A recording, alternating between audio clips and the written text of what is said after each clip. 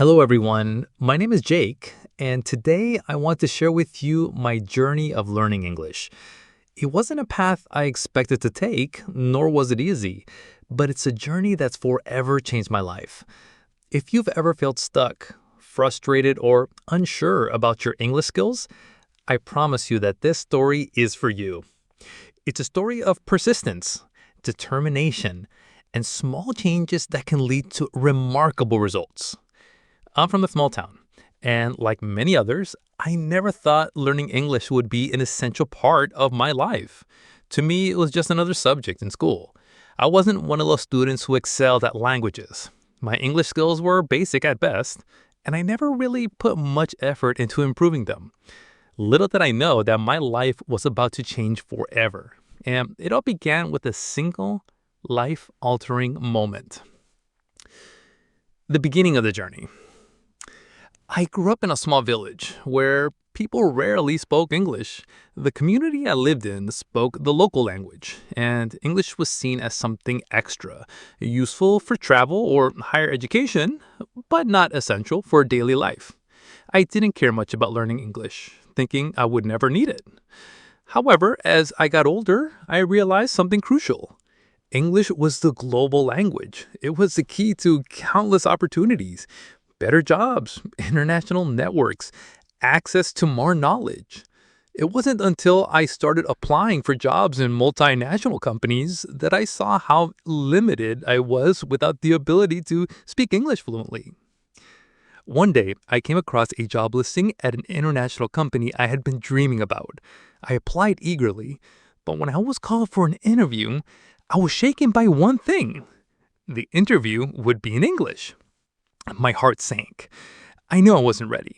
My English was decent, but it wasn't fluent enough for a job in a global company. The thought of embarrassing myself in the interview haunted me, but it also motivated me to take action. That moment marked the beginning of my commitment to learning English. I knew I had to improve, but I also knew that traditional methods, attending expensive language classes or memorizing word lists had never worked for me before. I needed a practical approach that could actually make me fluent. After doing some research and talking to people who had learned English successfully, I developed my own method. I wasn't going to overwhelm myself with textbooks. I was going to make English a part of my life. This was a decision I made not just to get that job, but to unlock a future full of opportunities. Method 1. Immersing myself in English. The first step I took was immersion. I decided to surround myself in English as much as I could. Instead of simply studying vocabulary, I began integrating the language into my daily activities. I changed the language settings on my phone and social media accounts to English. This simple change exposed me to the language daily. I watched the movies and TV shows in English, even though I didn't understand everything at first. I started listening to podcasts in English while commuting. Even if I didn't catch every word, I was listening and absorbing the rhythms and sounds of the language.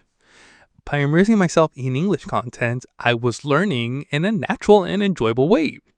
At first, it was challenging to understand everything, but over time, I could feel my listening skills improving.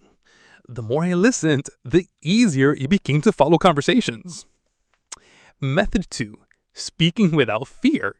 Speaking was another challenge I needed to overcome. I used to be terrified of making mistakes. I would freeze in conversations, worrying about my accent or getting the grammar wrong. But I realized that I would never improve if I didn't start speaking. I set a goal for myself. Every day, I would speak English for at least 30 minutes. Sometimes I had no one to talk to, so I have practiced speaking to myself. If I was at home cooking, I would narrate what I was doing. I'm chopping vegetables, I'm boiling the rice. This smells so good. It felt awkward at first, but slowly I started to feel more comfortable. I also joined online language exchange groups where people from around the world practice English with each other. It was intimidating at first, but I quickly learned that everyone there was learning too, and making mistakes was completely normal. The more I spoke, the more confident I became. Gradually, the fear of making mistakes faded. Method 3. expanding vocabulary through context. One of the most frustrating things for me in the past was memorizing word lists. It never stuck. The words were just words, it didn't have meaning. But this time, I wanted to learn words in context because that's how native speakers learn. Every day, I was just studying words from books, movies, or conversations. I didn't just memorize them.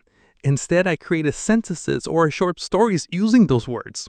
For example, if I learned the words excited, journey, and adventure, I might write a short story like this. I was really excited when I started my journey to the city. It was going to be an adventure, and I couldn't wait to explore new places. I repeated this method daily, and after a few weeks, I noticed something amazing.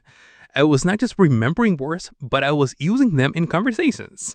I had created a practical link between the new words and real-life situations. Method 4. Shadowing native speakers. The next step I took was shadowing. I realized that to sound more natural, I needed to improve my accent and rhythm. So I listened to native speakers, whether in movies, podcasts, or interviews, and I repeated what they said exactly as they said it. I didn't just listen passively. I paused after every sentence, repeated it out loud, and tried to match the tone, speed, and pronunciation.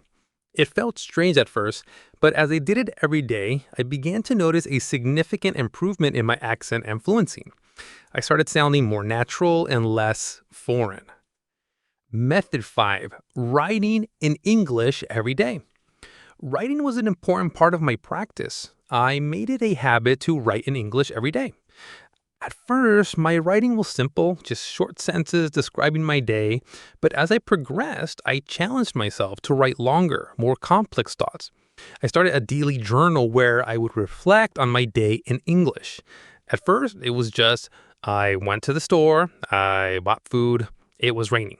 But after a few weeks, I was writing about my thoughts on current events, my goals, and my experiences. Writing helped me to organize my thoughts in English and cement my knowledge of grammar and sentence structure. The final result, after months of hard work, I noticed a transformation. I wasn't just speaking English, I was thinking in English. I could understand new speakers without translating in my head. My sentences flowed smoothly and I no longer hesitated when speaking. When the day of the job interview arrived, I felt confident. I walked into the room, greeted the interviewers, and answered their questions with clarity and ease. The interview went perfectly. In fact, they offered me the job on the spot. But this success was more than just a job offer. It was a realization that anything is possible with dedication, the right methods, and consistent effort. I had unlocked a new world of opportunities, not just for my career, but for my personal growth as well. The key takeaway: learning English was not about memorizing vocabulary lists or attending expensive classes. It was about making the language a part of my life. It was about immersing myself in English every day, speaking without fear, expanding my vocabulary through context, shadowing native speakers, and writing regularly. If I can do it, so can you. The road might be tough at times, but with consistency and the right mindset, you'll see progress. Remember, language is not a destination, it's a journey, and every step you take brings you closer to fluency. So start today. Make English a part of your daily life, and you'll be amazed at how far you can go. Keep learning, keep speaking, and keep growing. Your English learning journey is waiting for you.